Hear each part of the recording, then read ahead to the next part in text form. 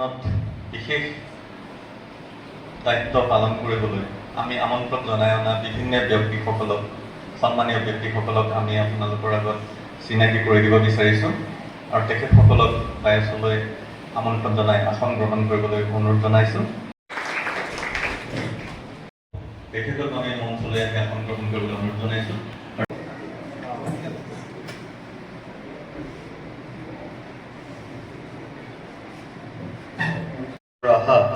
মৰমৰ ছাত্ৰ ছাত্ৰীসকল, শিক্ষাগুৰুসকল, আমাৰ বিহালী স্নাতক মহাবিদ্যালয়ৰ IQAC কোঅৰ্ডিনেটৰ, বিজ্ঞান শাখাৰ সন্মানীয় শিক্ষকসকল,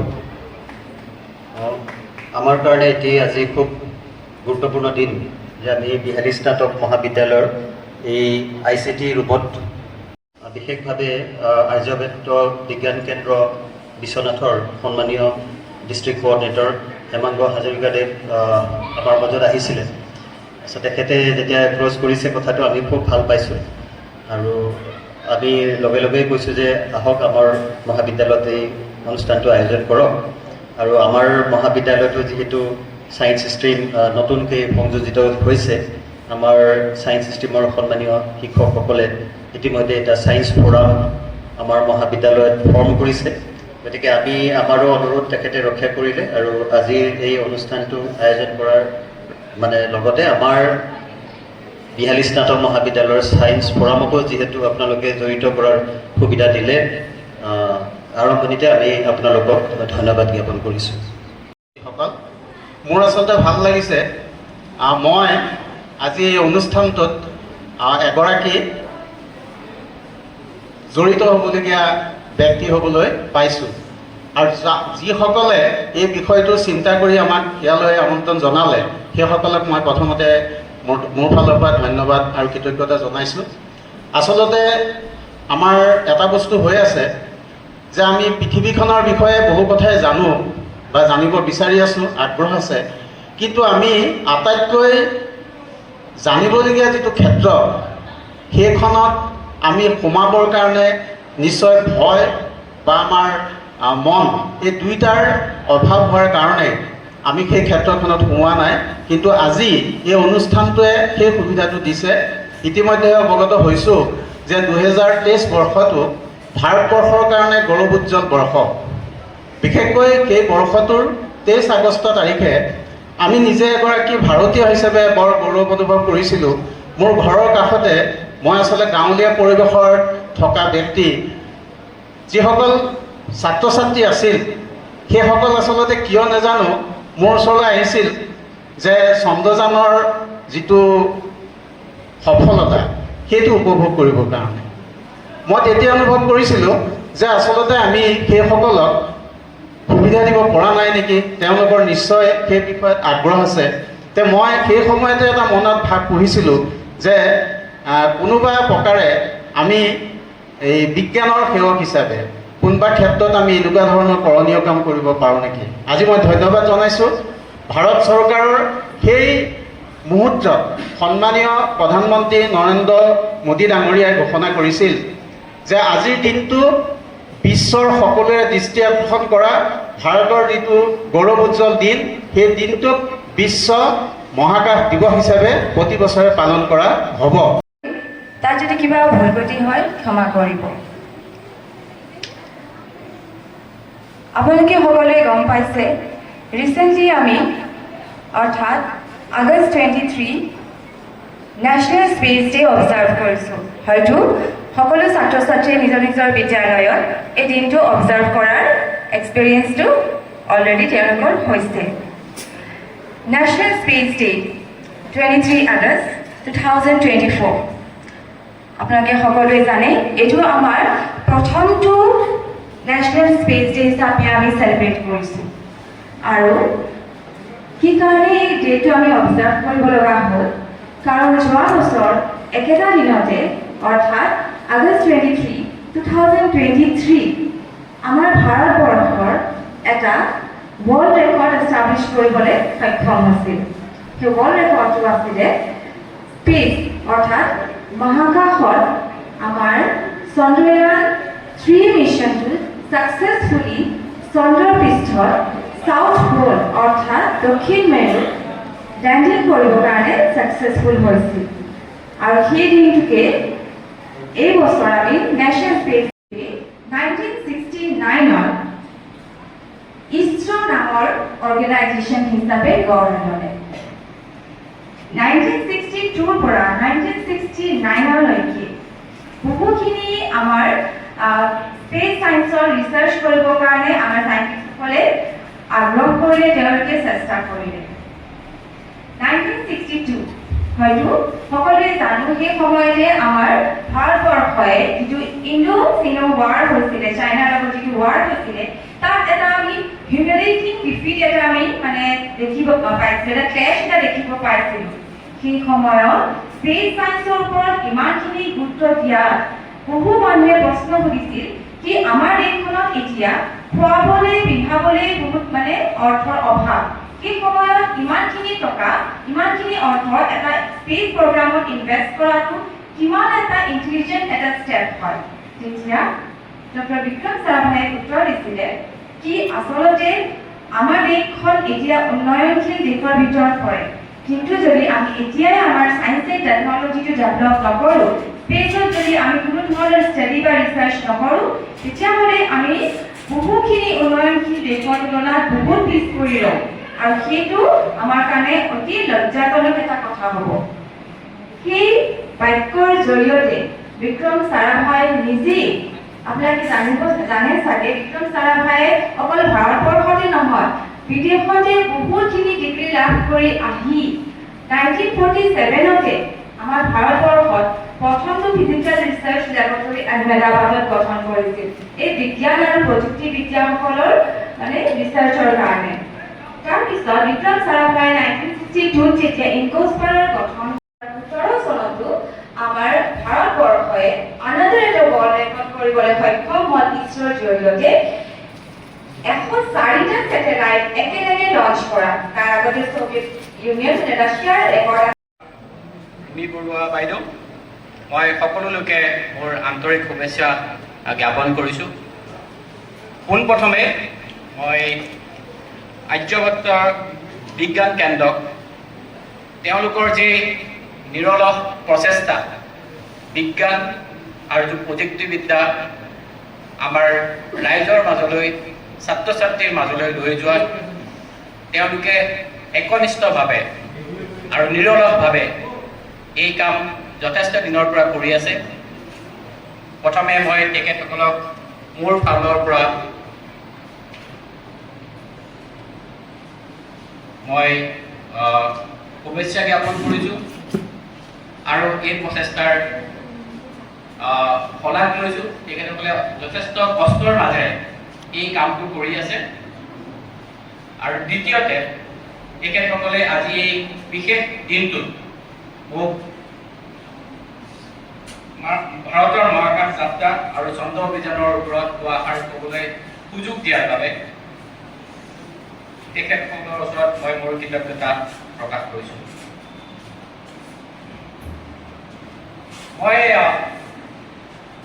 ছাৰে যেতিয়া মোক কৈছিলে যদিও মই পদাৰ্থ বিজ্ঞানৰ ছাত্ৰ মই গৱেষণা একচুৱেলি মই মলিকুলাৰ বায়'লজি এণ্ড বায়'কেমিষ্ট্ৰিৰ ওপৰত কৰা হৈছিলে চ' অলমষ্ট 11 years মই পদাৰ্থ বিজ্ঞানৰ পৰা আঁতৰি আছিলোঁ অলপমান আৰু বিহাৰী কলেজত অধ্যাপনৰ সুযোগ স্পেচ বুলি ক'লে স্পেচ ইজ নট ষ্টেটিক মানে স্পেচটো ৰৈ থকা বস্তু সি সদায় এক্সপানশ্যন হৈ গৈ আছে সেইটো আমাৰ ধাৰণাতে স্পেচ সদায় এক্সপানশ্যন হৈ আছে গতিকে এই স্পেচৰ ওপৰত যদি আমি জানিবলৈ বিচাৰোঁ কি ফুল অফ মিষ্ট্ৰি মানে তাত আমি নজনা কথাই ভৰপূৰ হৈ আছে অ'কে তো আমি সেইটো জানিবলৈ আমি সেইটো স্পেচ এক্সপ্লৰেশ্যন আমি বিজ্ঞানীসকলে আমি সেই স্পেচৰ ওপৰত জানিবলৈ বহুত নজনা কথা জানিবলৈ আমি এক্সপ্ল'ৰ কৰিবলৈ গৈ আছোঁ ক'ৰবাত তোমালোকে ফুৰিবলৈ গৈ আছা তাতে তুমি এক্সপ্ল'ৰ কৰিছা যে ইয়াতে কাজিৰঙাত গ'লা ফুৰিবলৈ তাত কিমান জীৱ জন্তু পায় কোনখন ভাল ৰেষ্টুৰেণ্ট হয় নে নহয় তাৰ ৰাস্তা কেনেকুৱা যিটো এক্সপ্ল'ৰেশ্যন কৰিছা স্পেচতো গৈ আমি তাৰ বিষয়ে আমি বিজ্ঞানীসকলে জানিবলৈ চেষ্টা কৰিছোঁ স্পেচ এক্সপ্ল'ৰেশ্যন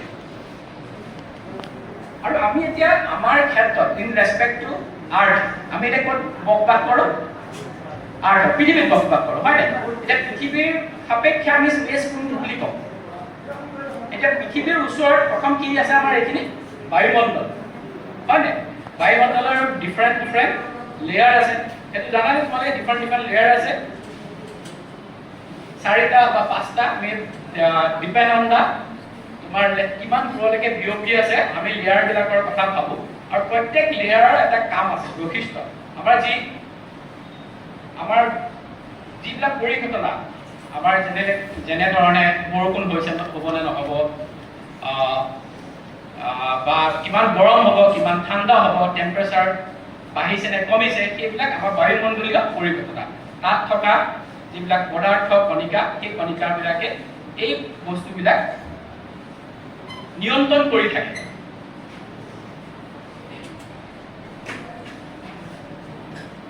এতিয়া মই ক'লো ইম্পৰ্টেঞ্চ অফ স্পেচ মই তোমালোকক ক'লো আৰু এইটো জানিলে আমাৰ কি হ'ব এটা যে প্ৰশ্ন ছাৰে কৈ আছিলে যে আমি হয় you have to do space exploration ইমান পইচা খৰচ কৰি যেতিয়া আমি স্পেচৰ কথা জানিবলৈ হয় আমাৰ যথেষ্ট পইচা খৰচ হয় কাৰণ we have to use sophisticated instrument so it is not an easy job এটো এটা ইমান সহজ কথা নহয় যে তুমি মন গ'লে পৃথিৱীৰ পৰা চন্দ্ৰত গৈ পাবা কিন্তু আমাৰ সদায় উৎসুকতাটো আছে চন্দ্ৰটো আমাৰ কেনেকুৱা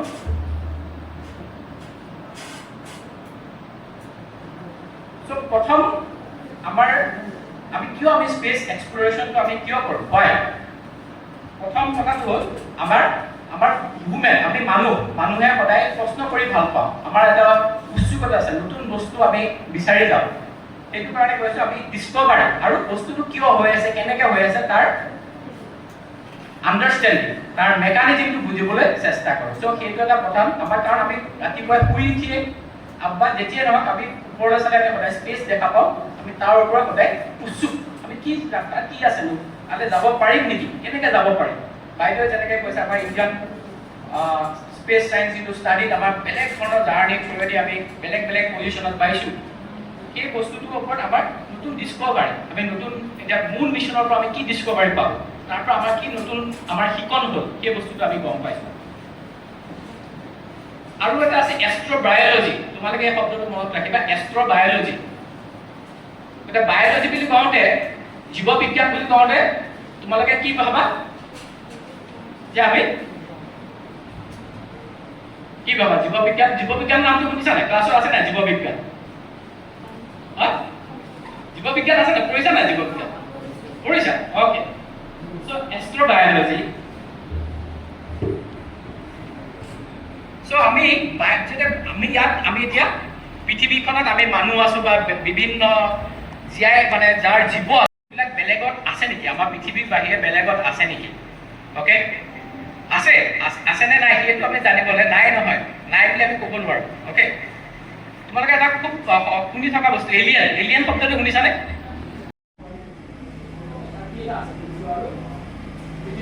তুমি জানা নেকি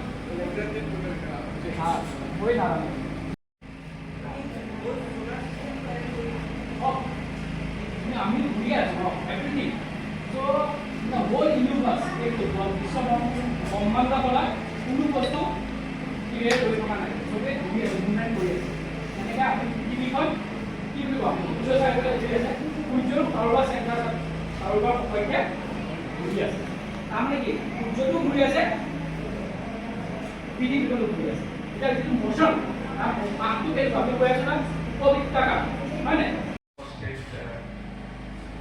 আমন্ত্ৰিত ৰিসোৰ্স পাৰ্সন ৰঞ্জন মহতা স্যাৰ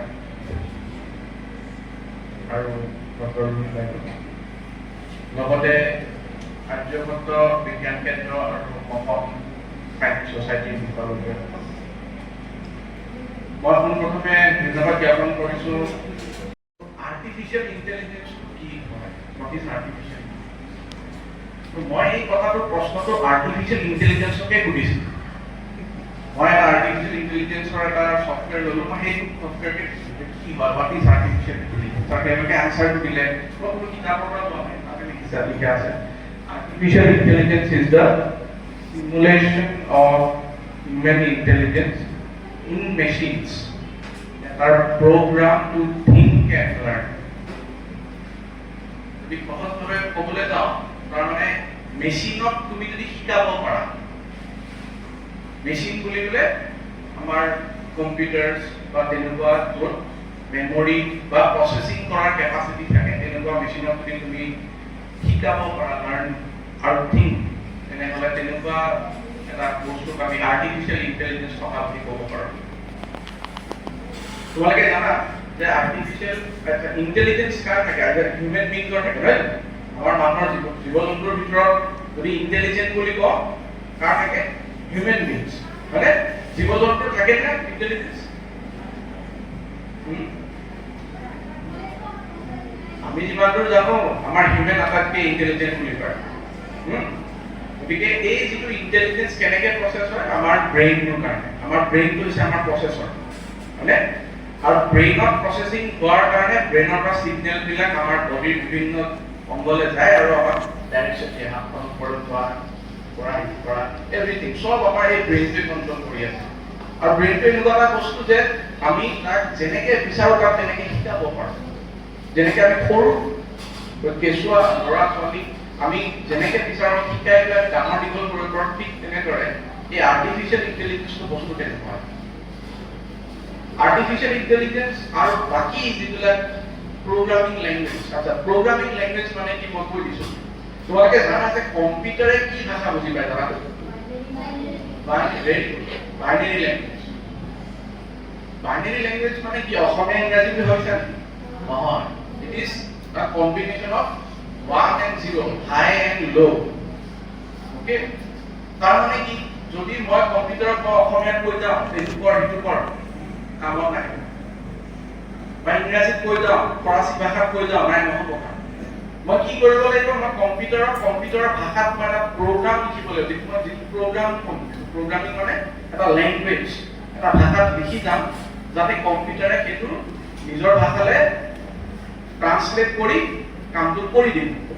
এইটো কয় প্ৰগ্ৰামিং লেংগুৱেজ, হয়নে? এই প্ৰগ্ৰামিং লেংগুৱেজটো আমি প্ৰচেছৰবিলাক থাকে কম্পিউটাৰত, প্ৰচেছ কৰিব আৰু কামটো তোমালোকক কেলকুলেশ্যনবিলাক কৰি দি দিব।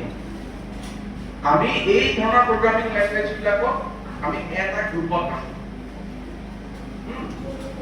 এই প্ৰগ্ৰামিং লেংগুৱেজৰ ভিতৰত পৰে চি, C++, জাভা এইবিলাক। আমি আজিলৈকে যিমানবোৰ প্ৰগ্ৰামিং লেংগুৱেজ ইউজ কৰি আছোঁ তোমালোকে স্কুলত পাইছা, তুমি এটা আগলৈও পাবা। সেইবিলাক হৈছে এনেকুৱা এটা প্ৰগ্ৰামিং লেংগুৱেজ যাৰ শিকন শক্তি নাই, নিজকে ইভলভ কৰিব নোৱাৰে। সেইবিলাক হৈছে এনেকুৱা প্ৰগ্ৰামিং লেংগুৱেজ। তুমি এবাৰ প্ৰগ্ৰামটো বনাই দিলা, প্ৰচেছৰ ভৰাই দিলা, কি সেইটো কাম ধুনীয়াকৈ কৰি যাব, কোনো আপত্তি নাই। কিন্তু সেই প্ৰগ্ৰামিংটোৱে নিজকে ইম্প্ৰুভাইজ কৰিবলৈ নোৱাৰে। কিন্তু আৰ্টিফিচিয়েল ইণ্টেলিজেন্স এনেকুৱা এটা বস্তু, সি যিমানেই তুমি সময় দিবা, যিমানে তাক প্ৰচেছ পাই থাকিবা, সি নিজকে ইম্প্ৰুভ কৰি গৈ থাকিব। সি নিজকে এনেকুৱা এটা ষ্টেজত লৈ যাব পাৰে যে হিউমেনছৰ লগত মানে কম্পেয়াৰ বুলি কৈছে, কিন্তু কম্পেয়াৰ হয় নে নহয় চাম, সেইটো তোমালোকেও চিন্তা কৰিবা। সেইটো এতিয়া চৰ্চাৰ এটা ডিবেটেবল টপিক। কিন্তু মোৰ কথাটো বুজিছানে? বাকীবোৰ প্ৰগ্ৰামিং লেংগুৱেজ আৰু আৰ্টিফিচিয়েল ইণ্টেলিজেন্সৰ লগত পাৰ্থক্যটো, আৰ্টিফিচিয়েল ইণ্টেলিজেন্সৰ যিবিলাক লেংগুৱেজ সেইবিলাকে নিজকে ইম্প্ৰুভাইজ কৰিব পাৰে, নিজকে ভাল কৰি যাব পাৰে। কিন্তু বাকীবোৰ প্ৰগ্ৰামিং লেংগুৱেজ যি লিখি দিলা, যেনেকৈ কৰিব পৰা কামটো কৰি থাকিব।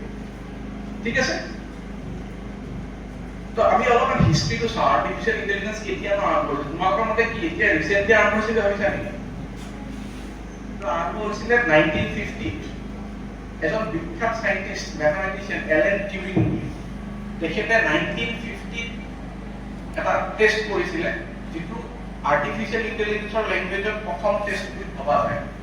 তোমালোকে সেইটো বিষয়ে অকণ পঢ়ি চাওক। এলেন টিউৰিং মানুহজনৰ নাম। তেওঁ এটা ইনষ্ট্ৰুমেণ্ট, এটা মেচিন বনাইছিল যাৰ নাম আছে এনিগমা। এনিগমা মেচিনটো বনাই এইটো বিশ্বযুদ্ধৰ সময়ত প্ৰয়োগ কৰিছিলে, যিটোৱে ইউনাইটেড কিংডমক সহায় কৰিছিলে জাৰ্মানীক হৰাবৰ কাৰণে।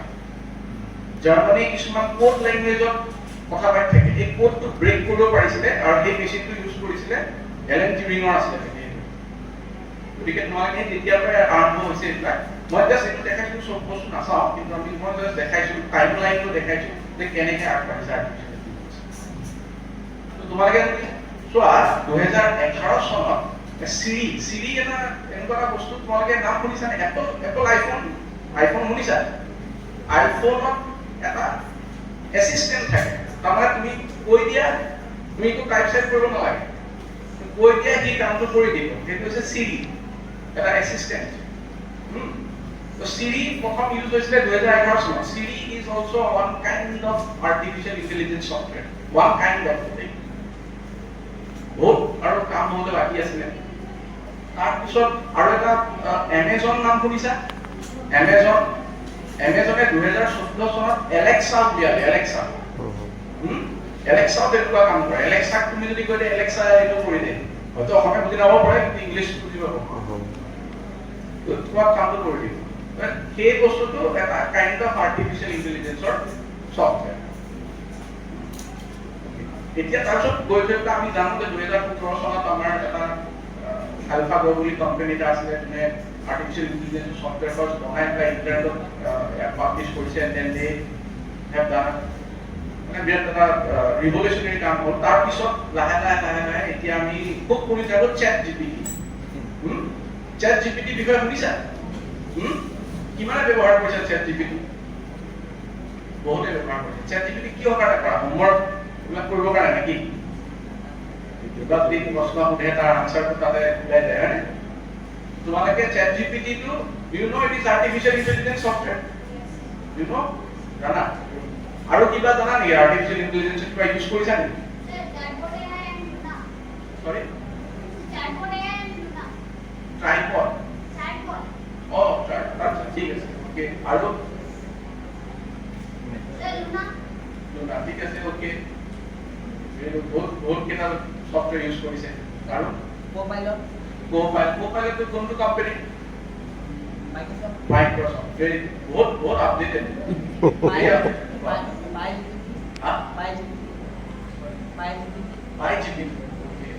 আৰু বহুত ইউজ কৰিছে, মই ইমান ইউজ কৰা নাই। মোতকে অলপ বেছি আপডেটেড। Anyways, okay. চ' তাৰ যিটো ৱৰ্কিং মেকানিজম, কেনেকে কাম কৰে, সেইটোৰ বিষয়ে কোনোবাই জানা নেকি? যোনে ইউজ কৰি আছা কেতিয়াবা চাইছা নেকি? কেতিয়াবা শুনিছা নেকি? নাই। আজি মই চেষ্টা কৰিম যে একদম সহজ সৰল ভাষা, যদি তোমালোকে চিম্পল প্লাছ মাইনাছ জানা তেতিয়াহ'লে এই সহজ সৰল ভাষাতে মই চেষ্টা কৰিম। যদি খুব কমপ্লেক্স হয়, কমপ্লেক্স থিয়ৰী তাত ইনভলভ হৈ আছে, মেথামেটিক্স তাত ইনভলভ হৈ আছে, বহুত কিবা কিবি ইনভলভ হৈছে, আমি সেইবিলাকত নাযাওঁ। মানে একদম চিম্পল এটা মডেল ইউজ কৰিম আৰু চেষ্টা কৰিম বুজিব কাৰণে, অ'কে? মই জাষ্ট কেইটামান শব্দ ব্যৱহাৰ কৰিছো ইয়াতে, মেচিন লাৰ্নিং, নিউৰেল নেটৱৰ্ক আৰু ডিপ লাৰ্নিং, ঠিক আছে? মই কিয় ইউজ কৰিছো? কাৰণ মই যে কৈছো আৰ্টিফিচিয়েল ইণ্টেলিজেন্স এনেকুৱা এটা ছফ্টৱেৰ যোনটোৱে নিজকে শিকাই থাকিব পাৰে।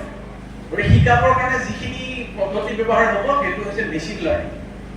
মেচিন লাৰ্নিঙৰ যোগেদি আৰ্টিফিচিয়েল ইণ্টেলিজেন্সৰ প্ৰগ্ৰামবিলাকে নিজকে আপডেট কৰি থাকিব, বাৰে বাৰে আপডেট কৰি নিজকে ইভলভ কৰি থাকিব আৰু যিমান পাৰে চেষ্টা কৰিব হিউমেন্সৰ নিচিনা ভাবিব। সিমুলেট কৰা বুলি কয়। সিমুলেট মানে it is to create a copy or create similar environment. একে এটা বস্তু ক্ৰিয়েট কৰিব চেষ্টা কৰিব কম্পিউটাৰত। তোমালোকে যেনেকে ভাবা নহয় তেনেকে সেইটো ভাবিবলৈ চেষ্টা কৰিব। Okay, so that is machine learning. আচ্ছা, neural network is the brain of an artificial intelligence. যেনেকে মানুহৰ ব্ৰেইন এইটো, তেনেকে আৰ্টিফিচিয়েল ইণ্টেলিজেন্সৰ ব্ৰেইনটো হৈছে নিউৰেল নেটৱৰ্ক। তোমালোকৰ ব্ৰেইনৰ ভিতৰত এটা বস্তু আছে জানানে? নিউৰনছৰ নাম শুনিছা? নিউৰনছে কি কৰে? সিগনেল, তোমালোকৰ যিবিলাক ইলেক্ট্ৰিকেল সিগনেল পালস জেনাৰেট হয়, এই সিগনেলবিলাক ট্ৰান্সমিট কৰে গোটেই বডিত। এই নিউৰনছবিলাক একে নিউৰনৰ কনসেপ্ট আৰ্টিফিচিয়েল ইণ্টেলিজেন্সতো আছে। AI টু নিউৰেল নেটৱৰ্ক বুলি বস্তু আছে। আমি সেইটোৰ বিষয়ে অকণমান ডিটেইলছত পঢ়িম।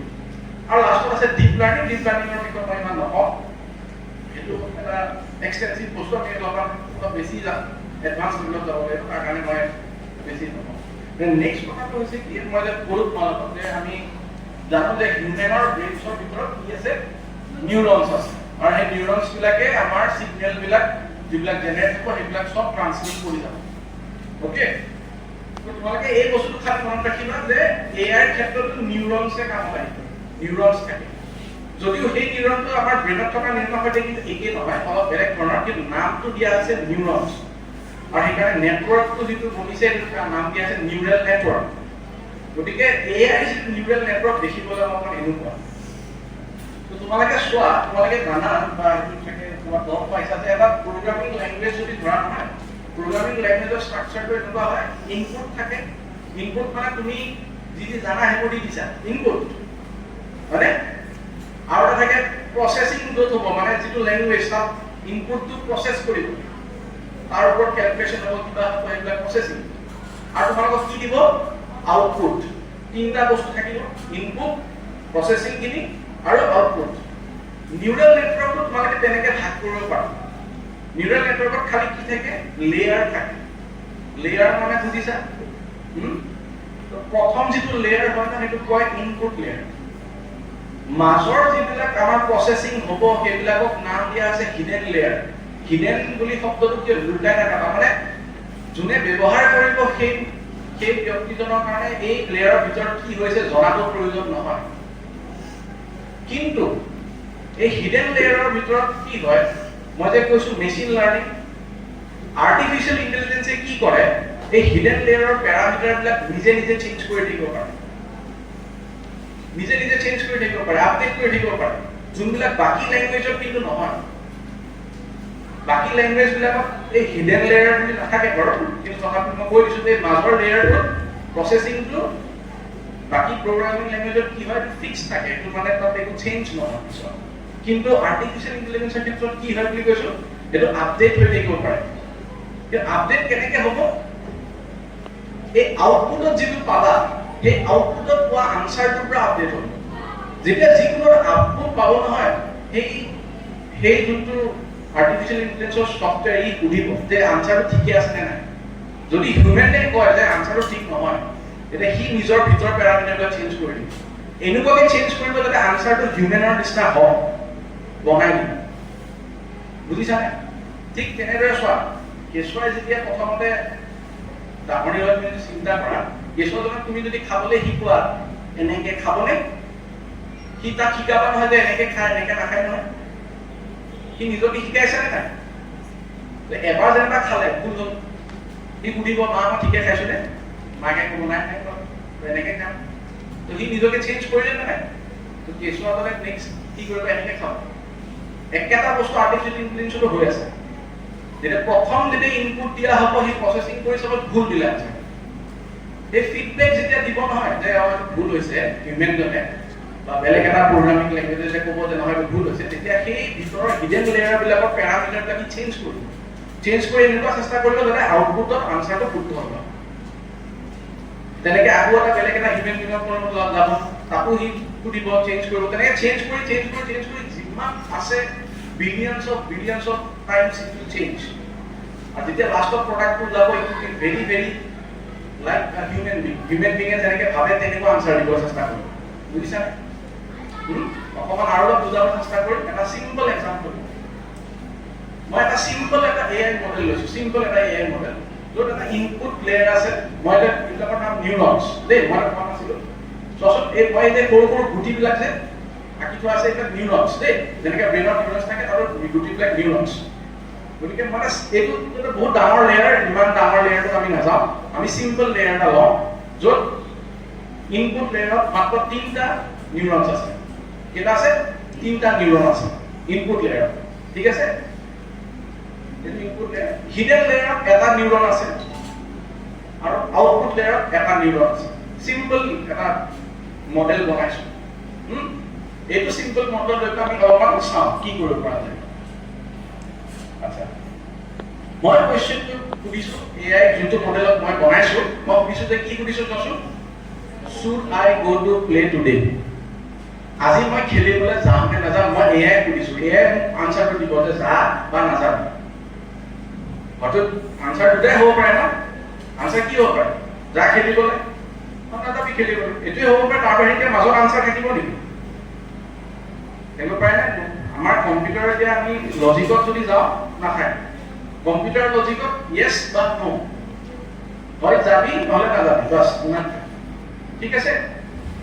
এইটো কোৱেশ্চন মোৰ।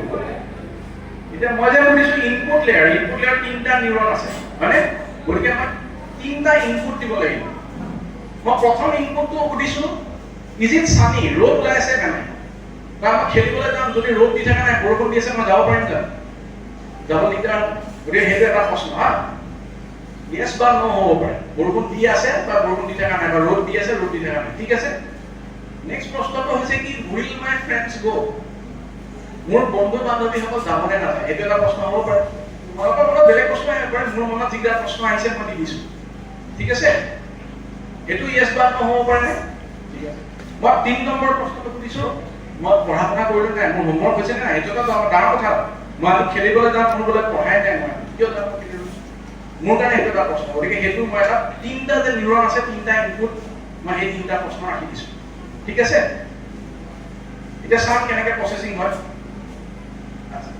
প্ৰথম প্ৰশ্নটোৰ উত্তৰটো মই দিছো যে ইয়েছ ৰ'দ দি আছে ঠিক আছে ৰ'দ দি আছে মই ইয়েছ বুলি লিখিছো সেইকাৰণে মই গ্ৰীণ কৰি দিছো নেক্সটটো মই লিখিছো যে উইল মাই ফ্ৰেণ্ডছ গো মোৰ ফ্ৰেণ্ড নাযায় সেইটো কাৰণে নো লিখি থৈছো এনেকৈ ৰেড নো মানে ৰেড আৰু লাষ্টৰটো কি লিখা আছে have I done my homework ঘৰত পঢ়া শুনা কৰিলো নাই ঠিক আছে সেইটো মই কি লিখিছো yes তো মোৰ ইনপুটৰ দুটা yes হৈছে এটা no মানে ফ্ৰেণ্ডছ টু মোৰ নাই নাযায় গতিকে no লিখিছো হ'ব ঠিক আছে এতিয়া মোৰ কম্পিউটাৰ লেংগুৱেজত কি হয় জানানে আমি yes বুলি ক'লে আমি 1 বুজো 1 yes মানে 1 আৰু no মানে 0 বুজিছানে তোমালোকে যে কৈছা বাইনাৰী লেংগুৱেজ কম্পিউটাৰে কি বুজি পায়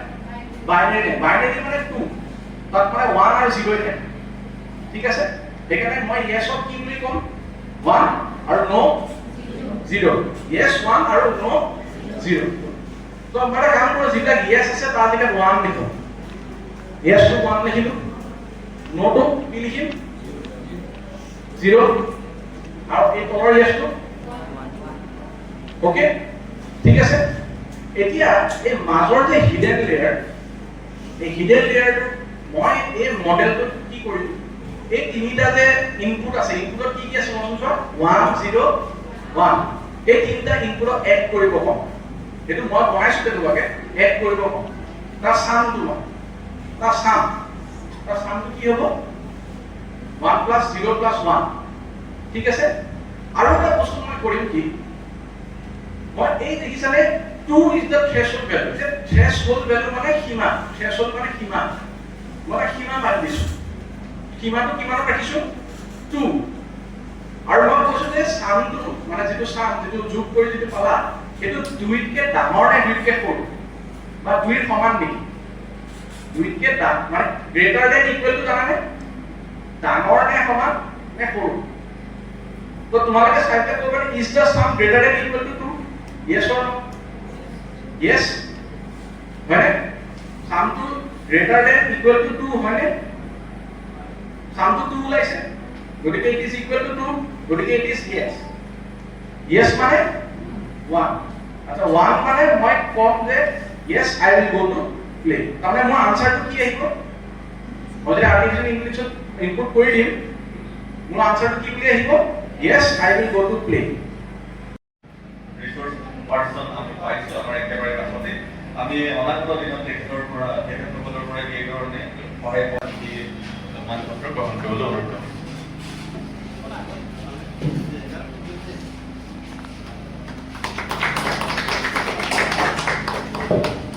ইয়াৰ পিছতে আমি আমন্ত্ৰণ জনাইছো আমাৰ সৰকাৰ ডক্টৰ পালন মহন্ত ছাৰক বিহালী ডিগ্ৰী কলেজৰ এছিষ্টেণ্ট প্ৰফেচাৰ তেখেতকো আমি আমাৰ ফালৰ পৰা অকণমান সন্মান জনাব বিচাৰিছো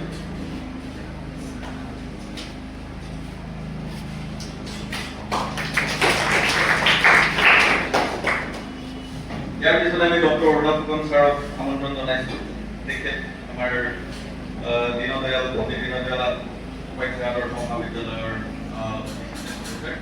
তেখেতকো আমি অকণমান সন্মান জনাব বিচাৰিছো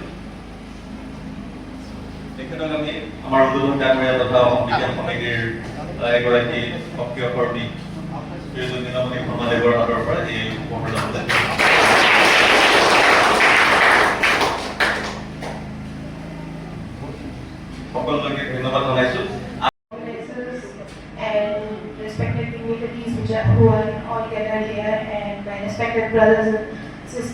my dear friends. So today we gathered here and we got a lot of information from our resource persons about AI, about science and technology, and I'm very overwhelmed with this. I have got to know very much things, and I was so much fascinated about the AI. That artificial intelligence is such an interesting topic, and the mechanism, how it works, it is difficult. I tried to learn, but it is a little bit difficult. But today when I saw sir explaining about it, I thought it is easy and it is very interesting. And yeah, and all that Chandrayaan about the missions, it was very fascinating, and I am very overwhelmed. Thank you. মহাকাশ দিৱস উদযাপনৰ বাবে আয়োজিত আজিৰ এই কৰ্মশালাত উপস্থিত থকা সন্মানীয় পাৰদৰ্শী ব্যক্তি আৰু অতিথিবৃন্দ, বিভিন্ন বিদ্যালয়ৰ সন্মানীয় শিক্ষক আৰু মৰমৰ ছাত্ৰ ছাত্ৰীসকল, আজি আমি বিশ্বনাথ জিলা আৰ্যভুক্ত বিজ্ঞান কেন্দ্ৰই জিলা পৰ্যায়ৰ আজি কাৰ্যসূচী খুব সুন্দৰভাৱে আমি সমাপন কৰিলোঁ। এই কাৰ্যসূচী সমাপন কৰাৰ ক্ষেত্ৰত আপোনালোকৰ পূৰ্ণ সহযোগিতাই আমাক যথেষ্ট উৎসাহিত কৰিলে। প্ৰধানকৈ বিহাৰী স্নাতক মহাবিদ্যালয়ত আজি আমাক এই প্ৰেক্ষাগৃহ আমাক প্ৰদান কৰি আমাক এই কাৰ্যসূচী সফল ৰূপায়ণত সহযোগিতা কৰাৰ বাবে মহাবিদ্যালয়ৰ কৰ্তৃপক্ষক আমি কৃতজ্ঞতা ধন্যবাদ জ্ঞাপন কৰিছোঁ। তাৰপিছতে বিদ্যালয়ৰ আজি একাডেমিক প্ৰিন্সিপাল সন্মানীয় তেখেতক শলাগ লৈছোঁ, কৃতজ্ঞতা জনাইছোঁ।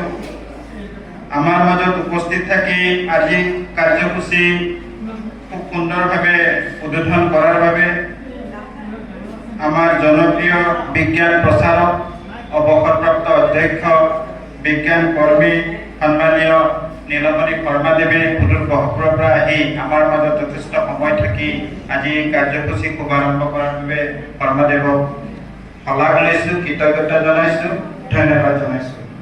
ইয়াৰ পিছতে আমি কাৰ্যসূচী আজি বিশেষভাৱে পাৰদৰ্শী ব্যক্তি হিচাপে উপস্থিত থাকি বিদ্যালয়ৰ বিভিন্ন ব্যস্ততাৰ মাজতো একামৰ সহকৰ্মী, বৰ্তমান ফৰাকিমল হাইস্কুলৰ এগৰাকী বিজ্ঞান শিক্ষয়িত্ৰী। ইয়াৰ আগতে তেওঁ আমাৰ বিদ্যালয়টো ছায়েন্স ফেচিলেটৰ হিচাপে কিছু বছৰ কাৰ্যকাল কৰিছিল। হেছটেকৰ আণ্ডাৰত তেওঁ কাম কৰিছিল। এগৰাকী খুব অভিজ্ঞ শিক্ষয়িত্ৰী আমাৰ ৰুমি বৰুৱা, তেওঁ আজি পাৰদৰ্শী ব্যক্তি হিচাপে উপস্থিত থাকি আজি ভাৰতৰ মহাকাশ যাত্ৰা আৰু চন্দ্ৰ অভিযানৰ প্ৰতি সুন্দৰ বক্তব্য আগবঢ়ালে।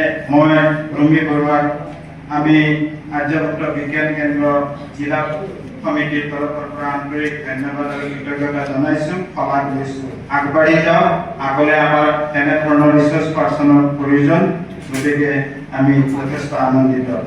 ইয়াৰ পিছতে আমাৰ মাজত উপস্থিত থাকি পাৰদৰ্শী ব্যক্তি হিচাপে এইখন মহাবিদ্যালয়ৰ বিহালী স্নাতক মহাবিদ্যালয়ৰ ফিজিক্স ডিপাৰ্টমেণ্টৰ HOD ডক্টৰ প্ৰাঞ্জল মহন্ত, তেখেতে আমাক সকলো সময়তে আমাৰ এনেধৰণৰ কাৰ্যসূচীত সহযোগিতা আগবঢ়াই আহিছে।